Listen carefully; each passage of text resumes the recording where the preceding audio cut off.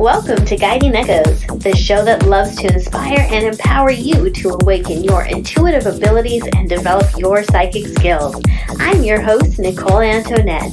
Join me as we dive into exciting topics such as spirit communication, energy healing, intuition, consciousness, and so much more. The fun begins right now. Welcome, everyone. So excited to connect with you today. You're listening to 105.3 FM New Orleans on the UPRN network. My name is Nicole Antoinette. I am your host for the evening, and we have a wonderful guest for you coming up today. Her name is Helané Wahbeh, and she is the Director of Research at the Institute of Noetic Sciences. So she will be joining us later on in the evening. And if you're someone who follows the work of ions, and if you have read the book The Science of Channeling, you're already familiar with some of her work. So I'm so excited to bring her on, and that'll be happening in just a few minutes. So as we're getting started, of course, I want to invite all of you to join us on the Guiding Echoes YouTube channel. If you join us there, you'll be able to participate in the conversation with me and our fabulous guests. Bring your questions, bring your comments. It is sure to be a wonderful show. And for those of you who are listening to us live on the air, keep your eyes on the road, bucko. I don't want to be blamed for your bad driving, for you getting into any car accidents, but it's going to be a great show for you too, for you as well. So as usual, before we get started, I wanted to go ahead and do an energy reading for the week. So as I am tuning in and as I am calling my light circle forward, one of the things that I'm already hearing is be prepared for the chaos. Be prepared for the chaos. And so this might be a week where you're noticing little things are not going your way. It's kind of funny to me that that is the message that is being channeled to me right now, because we actually just had that happen in studio where all of the technology decided it wasn't going to work. But you know what? We prevailed. The universe has our back. And here we are. We're talking to you lovely people, and we are ready for a fantastic show. Now, when we talk about chaos and when we think about chaos, that usually indicates that things are not going the way that we want them to, right? We have plans and we dive in to a project or into some type of a goal, right? Maybe we decided this is the week we're going to lose 5 pounds, right? We're going to do it. We're going to exercise. We're going to diet. We're going to do all the right things. But then life comes along and throws us a curveball. And it can be really hard to remember that those curveballs often are working in our favor, and we don't recognize it at the time. So as you're going through your week and as you start to notice these little things popping up, this chaos, remember that it's not really chaos. It's order. It's the universe putting things in order for you. And many times, as I know you guys well know, when the universe slams a door shut, it's because it's getting ready to open up another one for you. So my advice, not that you asked for it, is to keep asking the universe for that open door, to show you where that is. Because if we're not alert to that, if we're so focused on the closed door, we're going to miss all of the other paths that are opening up for us. And so many times those other paths are leading us towards something more beautiful, more purposeful than we ever could have imagined. And it's only when we surrender to the wonder of the universe that magic can unfold for us. Because when you think about it, if we're going about our day, if we are following our own plans, sure, we could get results. Wonderful things can absolutely happen. But there's not a lot of surprise there. It's kind of like knowing that 1 + 1 = 2, right? What if the universe decided it wanted to do something special and magical for you? It has to shut the door on whatever it is that you're going after. So just something positive to keep in mind. I know that it can be easy to feel defeated or depleted or discouraged. Look at that, 3D words. I didn't even plan this out. It's very easy to feel that way when things aren't going your way. So just remember that they are going your way. They're just not going as planned, right? That's all that's happening. So this energy reading for the week was a lot shorter than it usually is, But I'm not going to ramble on any longer. We're going to go ahead and bring on our wonderful guest. And again, her name is Helané Wahbeh. And I hope I'm saying her name right. I have been so excited to bring her on. So, Helané, welcome. Let's see, I've got It's you. so wonderful to be here with you and your audience today. I'm excited to talk about this topic that is near and dear to my heart. Oh my gosh, I am so excited. I have been geeking out ever since I booked you for the show. In fact, just an hour ago, I was joking with my roommate and I was jumping up and down. I'm like, Helané's gonna be on. I'm so excited. And I'm like, do my bracelets make me look fat? Is my hair okay? I can be a little extra sometimes, but it is what it is. Yes, we all show up where we're at in the moment. And yes, I'm happy to share. Awesome. So channeling, wow. You and the Institute of Noetic Science are taking the art of channeling and the science of channeling to whole new levels. You're actually doing the research, you're doing the studies. I am so excited to hear more about that. But first of all, let's go ahead and dive into your origin story. Like, how did this come about? How did channeling become a passion for you? So it's interesting because when you hear my academic bio read, you hear I'm a naturopathic physician. Have a master's in clinical research. I've been doing clinical research in all this different areas, and nowhere in that do you hear anything about channeling. But when I was 10 years old, I actually went to my first meeting. It was kind of like a spiritualist meeting, or some people might call it a seance, where my grandmother, my uncle were doing trance channeling. And so that was my introduction into the more esoteric spirit world. And those meetings, the beliefs surrounding spiritualism dramatically affected my life. Now, that being said, that was all kind of hidden in my personal life. And I pursued a medical degree and was in private practice, and then entered clinical research at an academic university. Never really felt comfortable sharing about those personal experiences that I also had some abilities in. And it was only when I was introduced to the Institute of Noetic Sciences and eventually ended up at IONS that I was able to bridge those two worlds together. So now I get to apply all of my clinical and research training to this topic of channeling, and get to bring my personal interest, my personal experience into it as well. So tell me what that looked like. Like, what did it look like? What did it feel like to transition from your, what some people would consider a very prestigious standing? Like, because that's it's not that it's more important. The work that you're doing now, I think, is fascinating. But from a mainstream point of view, a lot of people would be like, wow, that's really risky to make that change. So what was that like for you? Absolutely. Well, it was a very challenging decision, and it took me a long time to feel comfortable to get there. First, I didn't actually realize that there was an option that I could come out of the closet, if you will, about my interest. I had no clue that the field of parapsychology existed. And parapsychology has been around for over 150 years, rigorously studying these exact topics. I had no clue that that was even a thing. So I felt an incredible sense of joy and freedom. And what allowed me to take that big jump was that I really wasn't willing to settle anymore, if you will, doing limited research. For example, I was doing research on meditation, specifically mindfulness meditation. And I am a longtime meditator. I'm trained as a mindfulness-based stress reduction teacher. And I did a really large study founded by the National Institutes of Health for combat veterans with post-traumatic stress disorder.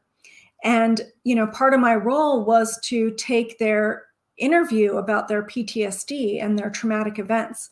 And I would, see all these kind of connections and intuitive pieces to their story that I couldn't really talk about in my lab meeting.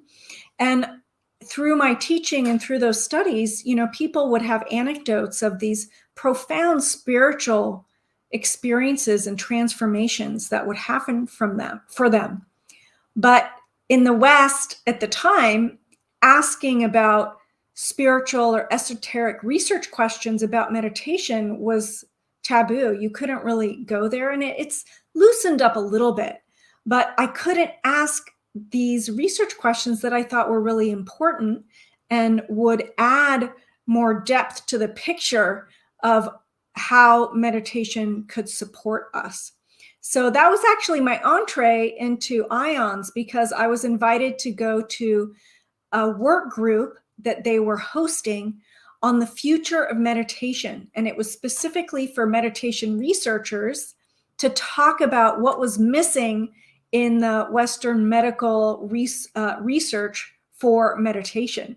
So that was really exciting, because we got to talk about psi experiences that meditators have, and all these connections with the teacher, telepathic connections with the teacher, how once they clear layers of the ego and become more centered and grounded and quiet-minded, that all of this intuitive information just comes flooding into them, and sometimes they don't know what to do with it. So anyway, I could go on and on about that, but it was really quite liberating. Another piece of that, though, is, I got warnings from many, many people, because career-wise, it was a risk. Someone said to me, so you realize this is going to ruin your career, right? Or academic career. And I told them, well, that may be so, but I'm just not willing to do it anymore. I'm ready to come out of the closet and start researching this stuff in the open.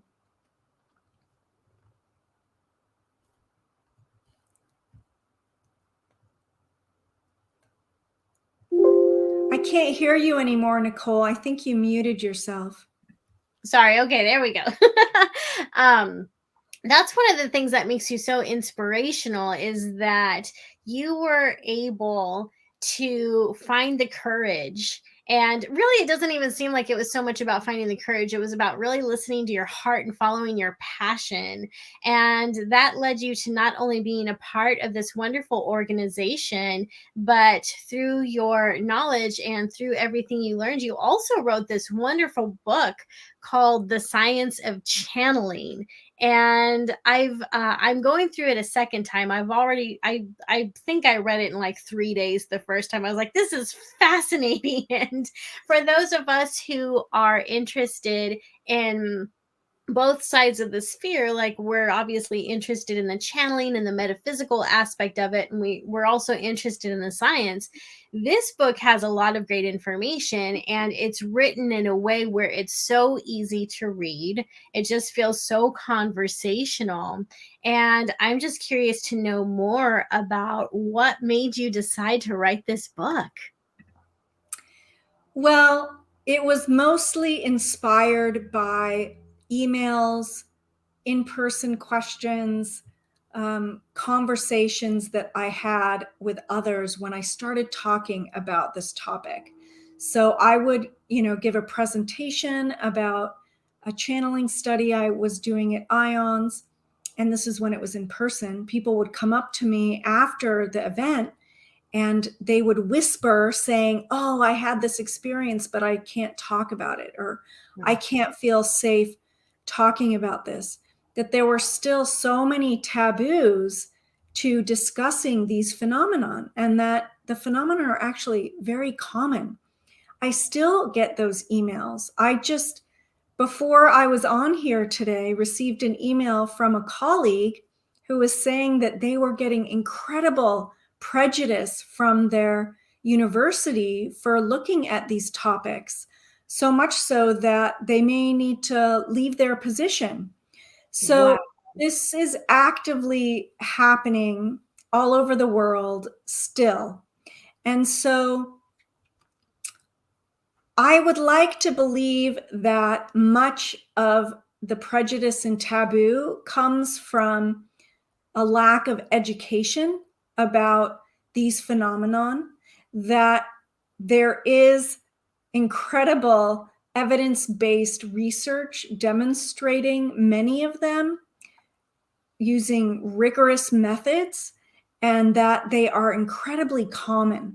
And so the more people who realize that, understand that, allowing us to explore it even further.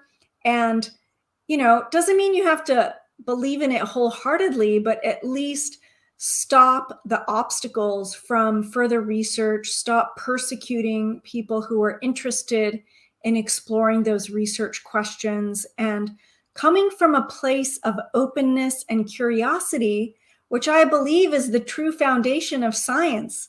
Yeah. Science is not, the whole process of science is exploratory. It shouldn't have boundaries on what we can and cannot ask. So that's why I wrote the book.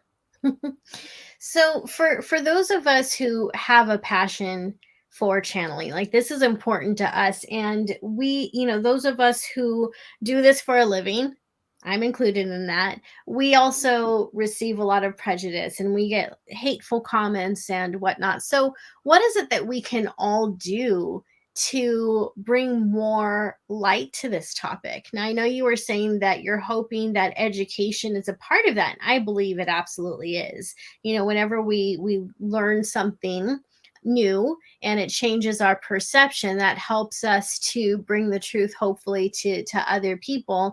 And as we all know, being able to change the minds of other people is a little difficult, especially when people are, they've got their mindset on being a certain way, behaving a certain way.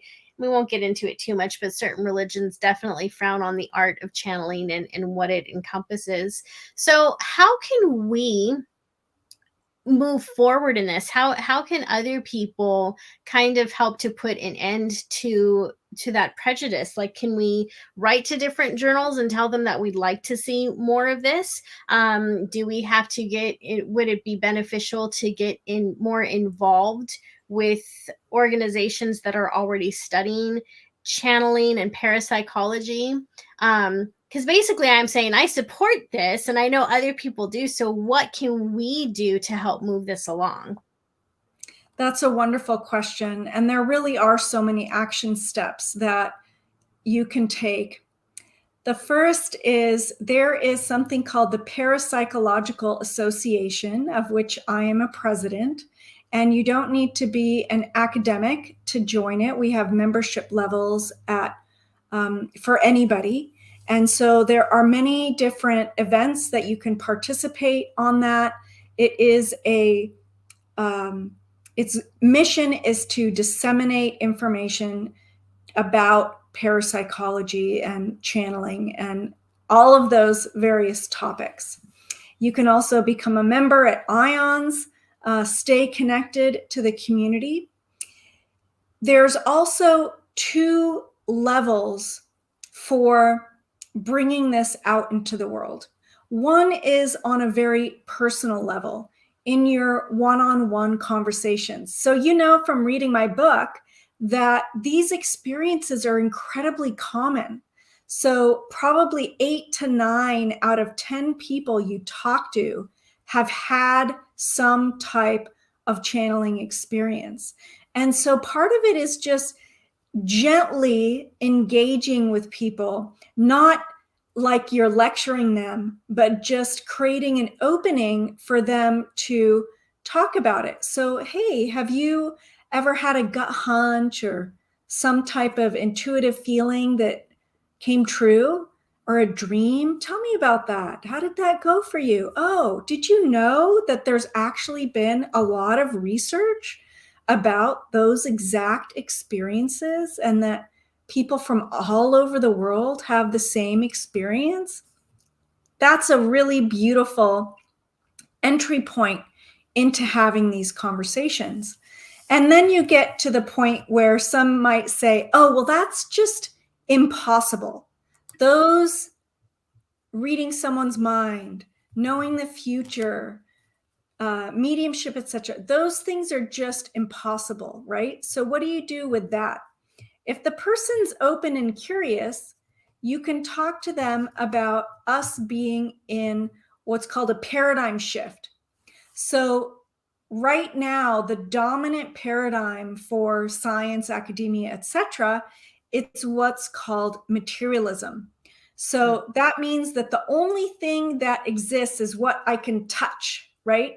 So all the things that have to do with channeling are not included in that, right? So some people say, oh, those phenomena are just totally impossible. So you must have hallucinated it, or there must be something else going on. What's fascinating, there's many divisions of science that are finding evidence that materialism, while explains many things, doesn't explain everything. And in fact, we're moving to what's called the post-materialistic paradigm, which proposes that our consciousness is not just stuck in our brain and isn't emergent from our brain, that it actually extends beyond our brain, extends beyond the physical, and goes beyond time and space. So if science proves, I don't really like using that word, but if science demonstrates that our consciousness goes beyond our brain, then why couldn't I tune into my cousin halfway across the world to see how they're doing, or perhaps experience something that's going to happen in the future? So that's a nice general background that hopefully will give a foundation for different ways that you can work towards opening the door just a little bit more. And, I think it's much better to do it gently rather than trying to bash people on the head. And of course, you can just give them my book too and say, hey, read this. Let's talk about it when you're done. Absolutely. I have no problem giving out copies of your book. I think it's fascinating. So let's go ahead and take this back a notch, because I probably should have asked this earlier. Because in the book, the word channeling has a wide range of, I guess you could say, subtopics or methods that are involved in that. So channeling could mean mediumship. It could also mean, I guess, different psychic abilities fall into that. So how would you define channeling?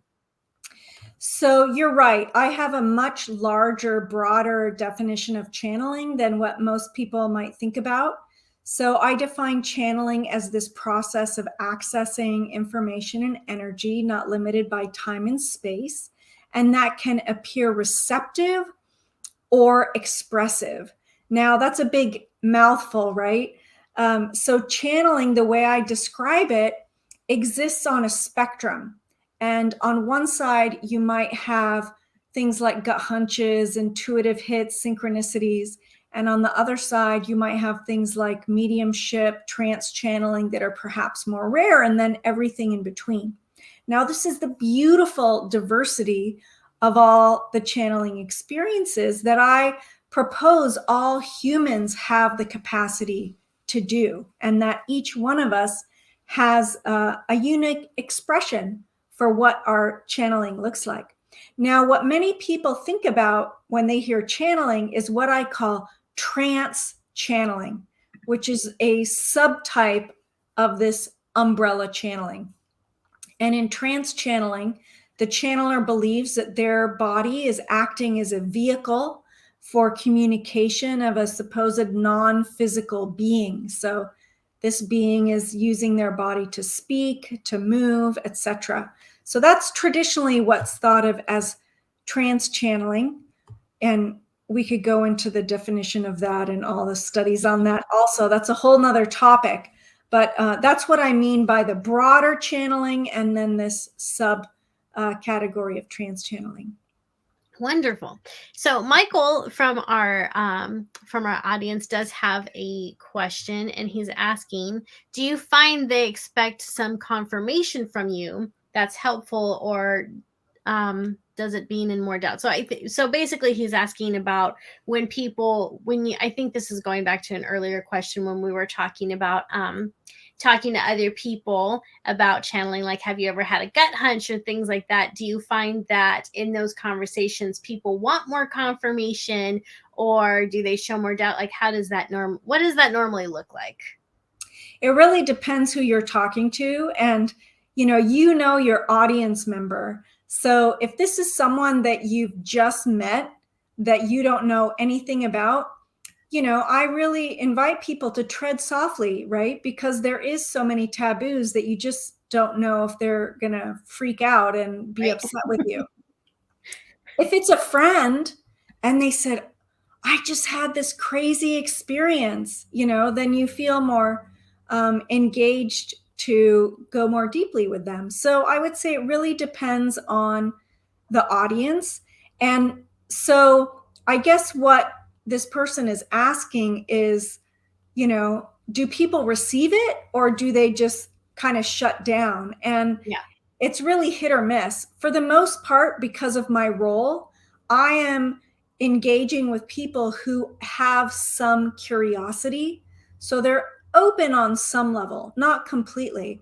But I've also done lectures in really conservative crowds where I package it in a very accessible way and have been remarkably surprised by how open people are about these topics. So you just never know. I invite people to just be present and grounded and heartfelt and not attached to the outcome and just see how it unfolds. Yeah, not being attached to the outcome is a big part of that because you don't want to set yourself up for being Yeah. disappointed. And yeah. And Okay. there's no benefit to like convincing anybody, Right. Yeah. It's really just about, for me, it's about being of service to share and to invite others to share their own experience. Yeah. Inviting them to be part of a conversation. Like, let's discuss this. Yeah, absolutely. Okay, so we've got another question from Dave. He's asking, is channeling just meditating? What's the difference? Ah, I love this question. So no, it's not the same. However, there is a strong link between channeling and meditating. And in fact, meditation is one of the strongest predictors for people to have more channeling experiences and to do well in laboratory tasks. And I think that's because channeling allows, to channel, we find that most people need to be in some sort of altered state of consciousness. And meditation supports you in getting into an altered state of consciousness. And meditation trains the mind to be still, to be quiet, to surrender the personal self, which is conducive to receiving information and energy that is beyond the personal self. But they are not the same thing. Right. So another thing to ask would be, what are the practical applications of channeling? Like meditation is something that a lot of people will be like, well, I don't have time for that. And even people who who are spiritual and have an interest in channeling, again, they're like, I don't have time for that, or I can't quiet my mind. So what are the practical benefits and applications of channeling? And the reason I'm asking that is because if people know what the benefits are, aside from being able to talk to their loved ones on the other side or get intuitive hits about whether they should go left or right on their way to work so they can miss traffic or whatever it is, if they understand the benefits of channeling, maybe they'll open up more space for themselves to do those things like meditate more and read books on channeling and really invest in themselves and their spiritual abilities to do this. So just so people have a better idea, because channeling has a lot of benefits, like let's be honest, has a lot of benefits. So what would you say some of those are? Great. So first I'll start with the science. So there's been numerous studies that have shown that people who have channeling experiences find them meaningful, help them improve their quality of life. And those studies have been done in multiple different populations in multiple different countries. So overall, channeling is good for you. So that's one piece. Good to know. So in terms of how to apply it, I'm really about micro practice. And I, of all people, am so super busy and totally get this. I can't set aside an hour to do that. So I invite people to just start with 5 minutes a day. And it's less about the amount of time that you do it and more about the consistency. And number one is to set the intention, a heartfelt intention that you want to channel, that you want to learn how to channel, and to set aside the time to actually do it. Now, what does that look like? We did this huge study with over 500 people, and one of the major categories that we collected data on was about how they got into that channeling state. And there were so many: walking in nature, drumming, meditating, psychedelics. There were like all these different ways that people using tools, pendulums, tarot cards, etc. There were all these various different ways that supported people to get into that state. So I would ask you, the listener, well, what's your favorite way? Try one tomorrow. Try a different one the next day if it doesn't work for you. And then once you're in, you set the intention, you're in that, usually quiet state, then start with a simple yes, no question.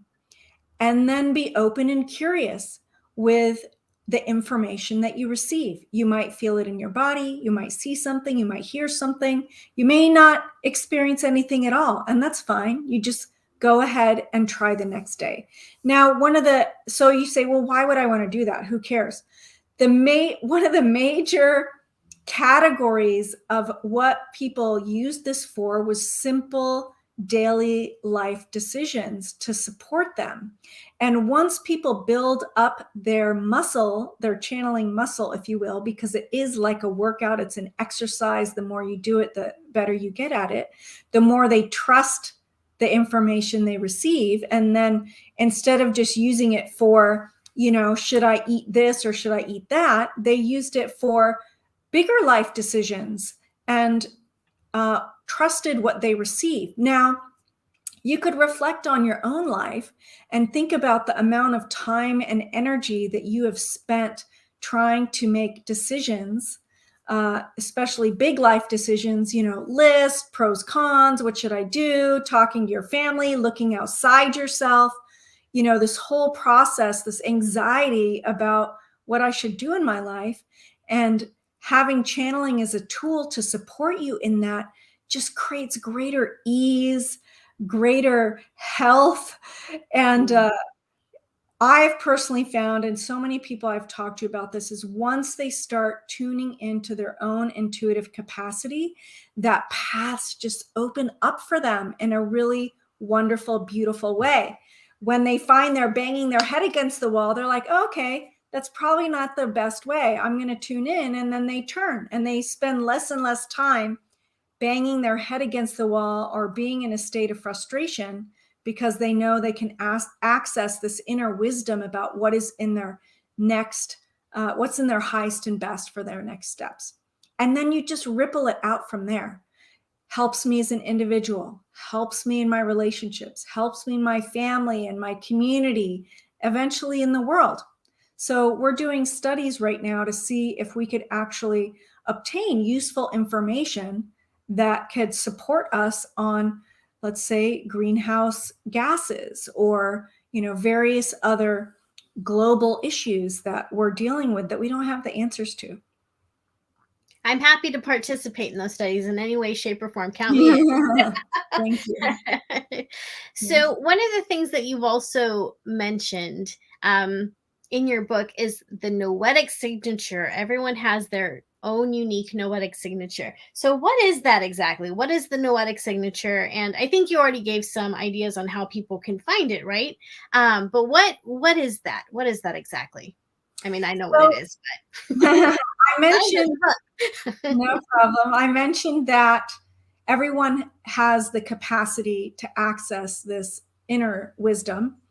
And Yet the way that each of us do that is unique. So I call that the noetic signature. So it's each person's unique expression of their channeling ability.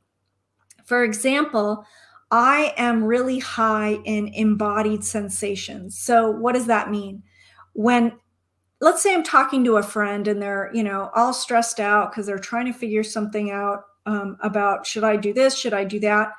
And when they talk about this one option, my whole body gets goosebumps. And then I say, yes, you need to go there. So my goosebumps are a signal to me that I'm getting noetic wisdom that I want to share either for myself or for another person. Someone else may get visuals. They may see things in their visual field, or they may see images in their mind. Other people may hear things. They may hear a voice saying, stop at a stoplight as the 18-wheeler section. And so we've done multiple different studies developing the noetic signature to the point where we have a 44-item inventory that people can take. Actually, people can go to our website right now and take the noetic signature inventory and get a report on 12 channeling characteristics and where they lie on each of those. Most people are high in multiple ones. So it's not like you just have one thing that shows up for you. And the noetic signature is not about comparing, oh, I'm better than you, you're better than me. It's not about that. It's really about honoring everyone's unique expression, the beautiful diversity of all humans' channeling abilities and how that show up for them. And you mentioned earlier that this helps us to get in touch with our inner wisdom. So a lot of times too, when people are channeling, there's information that comes out that they didn't even know they had, and even they're taken by surprise, like, I didn't know that, like, how did I know this? Where does that come from? Where does that surprising information, where are we channeling that from? That's a wonderful question. And there's so many ways we can go with that. Many people talk about, like, what is the source? They want to know exactly what the source of channeling is. And when we do surveys on that, there's many different answers depending on who you talk to. Some people believe that the source is our unconscious mind. So it's an aspect of our mind that we just don't have access to in our daily life. Some people feel that the source is a collective consciousness of all humans, that somehow we're tapping into this broader collective consciousness through our inherent human characteristics. Others think that there are discrete, separate entities that are communicating information to us. For example, in mediumship or in trance channeling, that there are non-physical beings, deceased humans, angels, ascended masters who have consciousness, who don't have a physical body on earth and yet are able to communicate with us. Now, I don't think that that question has a simple answer. And likely it's probably a smattering of all of the above. And so what I invite people to do is to focus less on the source and more on the content, because that's what's really important. Is this content relevant to me? And is it actionable? And instead of projecting my authority on, oh, this was channeled from so-and-so and I have to listen to it and it has to be true, to really use our discernment and, look at it and say, well, does it resonate with me? Is this a message for me? Is this actually something that will support me? If I take action on this, is this going to benefit my life? And to not hold it outside of ourselves and hold it up as a pedestal, as all knowing, all true. And ultimately, if we are all one, if we are all interconnected, whether it comes from my unconscious self or an ascended master, it's all aspects of the same thing. And so Right. I know the human mind's like, well, I want to know where it's coming from. I invite people to kind of let go of that attitude as best they can and to focus on, is this useful and helpful for me right now? Right. Yeah. And I find that to be something that people let go of as they go deeper in their spiritual walk and their channeling experiences. Because in the beginning, I think that people have a lot of fear and anxiety, but also a lot of excitement, and they want to be sure they're doing it right. And so they do ask those questions like, am I channeling this for my angels, for my guides? How do I know the difference? What are my guides' names? And then the further you go down this road, you realize none of that really matters as much as we think it does. Yeah. And like you were saying, it's really a matter of, does this information serve you and serve others? If so, hold on to it. And if not, let it go. That's So right. one of the things that I'm curious about is, you've read through and conducted and been a part of so many different studies on this. What was your favorite one? What study do you look back on and you're like, oh my god, it was so amazing to be a part of this? I was so surprised by the research or by the results. What can you look back on and just be like, wow, that was amazing? Yes, I think my favorite study thus far, I mean, they're all wonderful, but my favorite study thus far, we did a focus group in Mount Shasta with 5 trance channelers. And it was 3.5 days, intensive sessions of trance channeling. We had all of our equipment around, we were videotaping, audio recording, and I was asking various questions of all these trance channelers. The experiences and results were profound. We had the phenomenon where one channeler was channeling one being. We had multiple channelers channeling different beings. We had supposed non-physical beings going from one channeler, starting a conversation, then going to the next one, continuing the conversation, going to the next one, continuing the conversation. It was really quite incredible. And we've published the results on that study. You can find that on our website. But what was really incredible, probably my favorite finding from that study, we had something called quantum noise generators in the corner. Okay. These are devices that spit out random noise. Okay. And so imagine that they spit out zeros and ones, and that they result in an equal number of ones and an equal number of zeros. It's just what these devices do. So we had 16 of them right next to each other in the corner of the room, and we had it collect the data over the course of the whole study.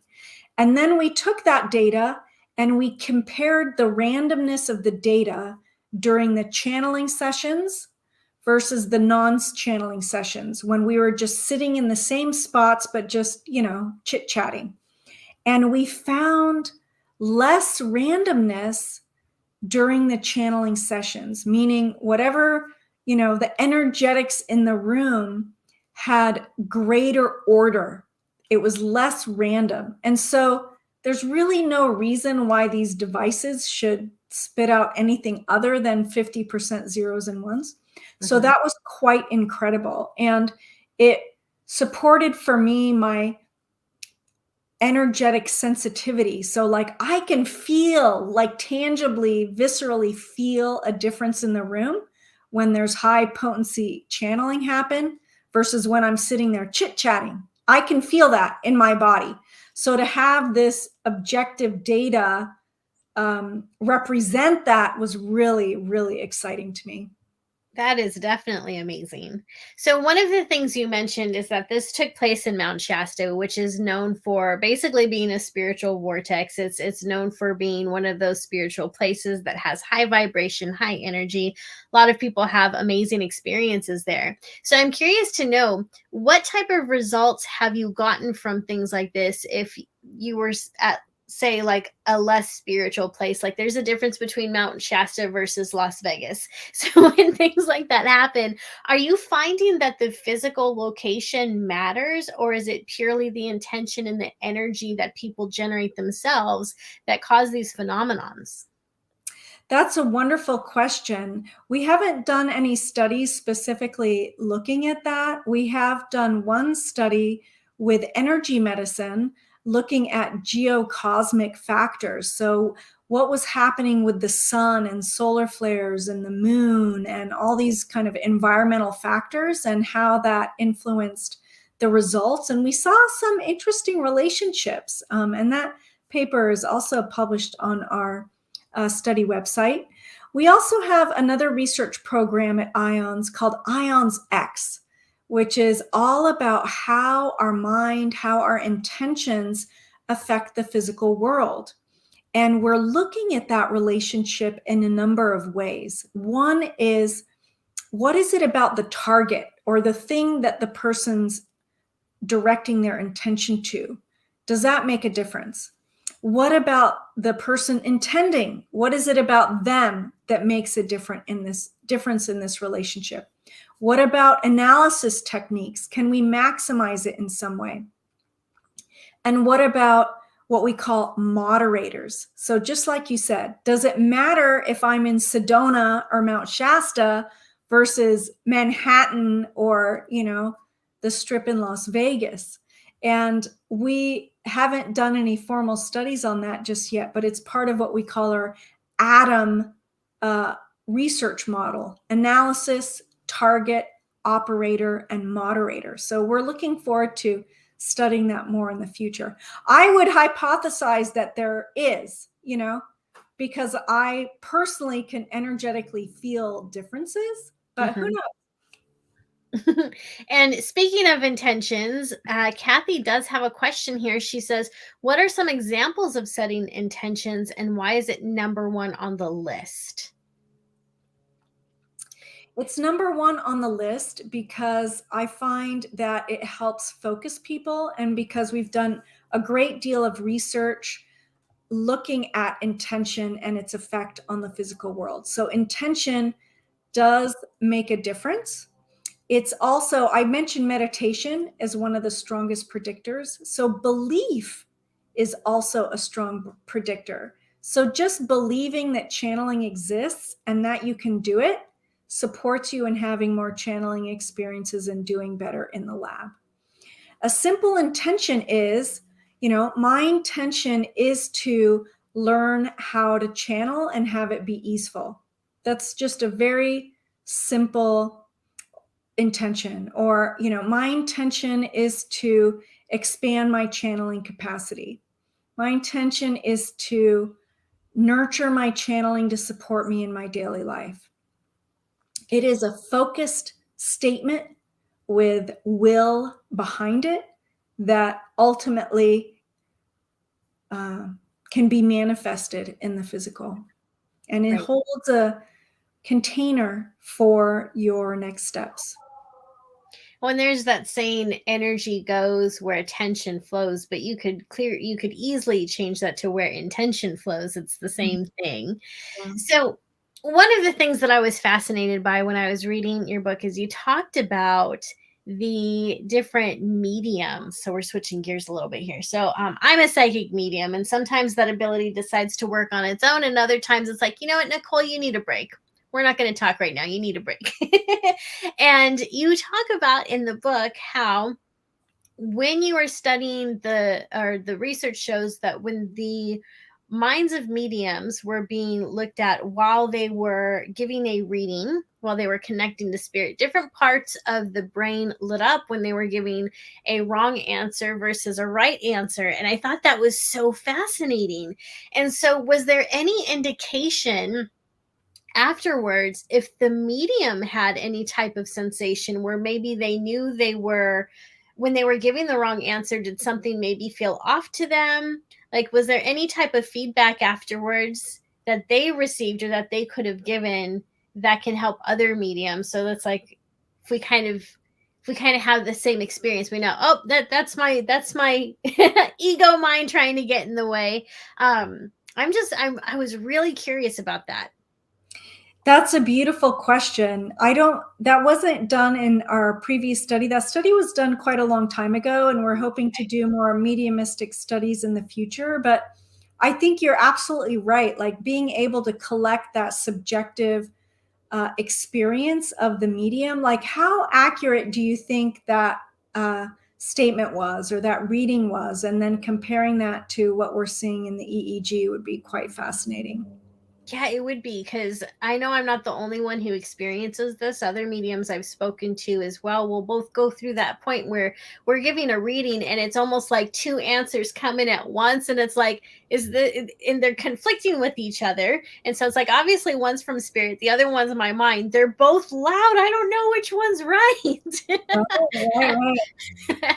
And I'm sure many of us would love to get more insight on that. And the truth is that that's not something that happens just in mediumship, though, is it? People experience that on other psychic abilities, even when they're just making a decision. So, Absolutely. Can I turn the question back on you now? So, sure. how do you sense then if it is your ego mind versus other guidance? You know, some people say they perceive it in a different area of their internal field. It might have a different quality. It might sound a little different depending on how the information's coming in. But I'm curious how it shows up for you.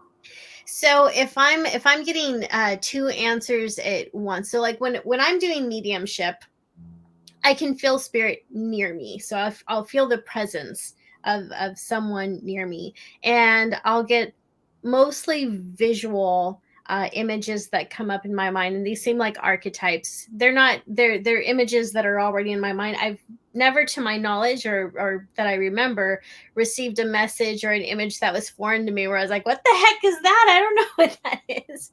But when I'm giving a reading and I do have two answers coming through at seemingly the same time, what I'll notice is one answer seems, I want to say, dangerous, in the term that if I say this and I'm wrong, I'm going to feel like such a fraud. I'm going to feel horrible. Like I'm never going to do this again. Because there can be fear associated with mediumship. Like a lot of mediums are afraid of being wrong. But then what would come in as a more safe answer might come in, and I believe that a lot of times a safe answer comes in. That's the ego. That's the part of my mind that's saying, no, we can't say that. If we say that and we're wrong, like this person might get upset with us or whatever it is. A good example of that would be, I was doing a reading for someone once, and she wanted to connect with her son who had crossed over onto the other side.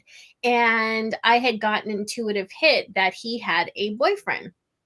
And there are a lot of people, and this woman was from an area in the Bible Belt where a lot of people might have an issue with that. They're not as open-minded to those things just yet. And so when that information came through that he had a boyfriend, I had one of those moments where I was momentarily paralyzed. Like, do I say this? Because that's a little risky. Like, if this woman doesn't believe in that, or if she's judgmental, I don't know how that's going to fly with her. But I Right. did. I took the brave route and I said, well, I'm sensing that he had a boyfriend he was very close to. And she just started bawling and she's like, yes, he was his world. And it was like, oh, thank God. Because I easily could have taken what would have been seemed as a more safe route, and I could have substituted the word partner, or I could have gone with a more traditional sense and said, well, his girlfriend, Right. because that's what so many of us are still used to. I mean, that thankfully that's kind of breaking up, so it's not so much the standard. But so it's things like that that'll pop up where I'm like, should I say that? Should I not? And 9 times out of 10, when I say what I'm scared to say, that turns out to be the one that's accurate. Nice. That's great. Thanks for sharing. Absolutely. So we're getting to the end of our show. It goes by so fast. And before we close out, there's two things I'd like to ask you. One, of course, is where can everyone find you? And second, what do you hope people will take away from this conversation? What do you want them to know? They can go to our website, noetic, noetic.org. You can find all the papers, all of our studies, find opportunities to participate. We have free online webinars on Fridays. We'd love you to join the IONS community. I also have links to the Science of Channeling book there, and we have an in-depth course where you can go more deeply into each of the chapter topics of Science of Channeling. It's as you time it yourself from home virtual course that you can take to go more deeply into this. In terms of my parting message to this glorious, wonderful audience, it really is about being loving and kind and patient with yourself in this channeling process, to trust your own capacities, to fan the flames of that wonderful openness and curiosity to explore your own magnificence and to bring that into the world. Oh, that is beautiful. Thank you so much for that. We actually do have one more question. Are you up for it? One last question? Okay. So Michael is asking, have you tested as far as brain activity adapts or changes while the host channels? So he's asking about what does the brain activity look like when someone's channeling? So we have one published paper about trance channelers who are going in and out of channeling states. And that original analysis, which is kind of the traditional EEG analysis, didn't see any difference. We are currently working on a paper, which is actually due in 10 days. That is a whole new analysis that's looking at the interconnectivity of the brain. And we're comparing the channeling states to the non-channeling states. And we are finding a really fascinating difference between the two. So something is going on there, and we're looking forward to finishing that analysis up so we can get it published. Oh, that is exciting. That is so exciting. Well, Helané, thank you so much for being my guest today. And also, I want to thank you for all of the work that you're doing. I want to thank IONS for all the work that they're doing, because I do believe this is groundbreaking. This is revolutionary. And I do believe that as you guys continue with this work, despite the prejudice and despite the people blocking your research, which, guys, again, you have to get the book Science of Channeling. There's so much information in there, and Helané even talks about how this research is being blocked. There are journals that are refusing to publish this, and that's a shame. And it takes true pioneers to continue this type of work in the face of that type of really, it's a form of career persecution. I would even go so far as say it's bullying. It's and for you guys to continue to pour your hearts and your souls and your energy into this line of work and into this form of this topic really is just beautiful, and it gives people like me and other channelers hope, because we have been persecuted. We have been I mean, it's all verbal persecution at this point, but it still hurts. We all got feelings. So thank Absolutely. you. You're Yeah. so welcome. Yes. And, that's another reason why I wanted to write the book, that people could hold it and say, look, I'm not alone. I'm not alone. Yeah. This is a real thing. And there's so much research on it, to feel heartened and supported and part of a larger community. Absolutely. Thank you so much. All right, Wonderful. everyone. Thank you for everyone who has been listening. Again, go check out Helané's book, Science of Channeling. Follow her on Facebook. Go check out the IONS website. There is so much fascinating information that's there.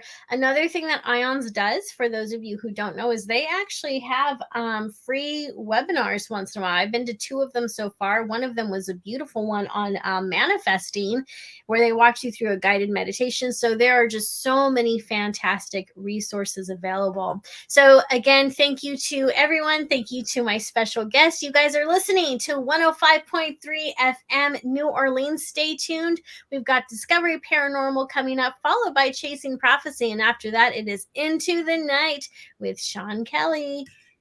See you next week. Thanks.